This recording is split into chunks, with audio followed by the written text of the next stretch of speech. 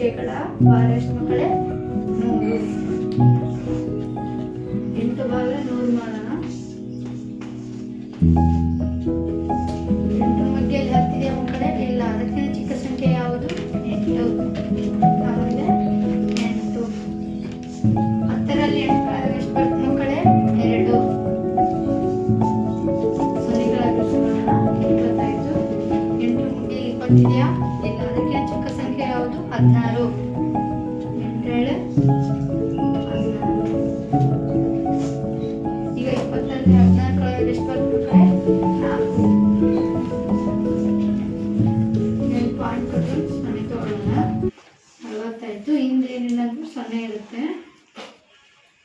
8 ಮಧ್ಯ 40 ಇದೆ ಮಕ್ಕಳೇ. 8 5 40.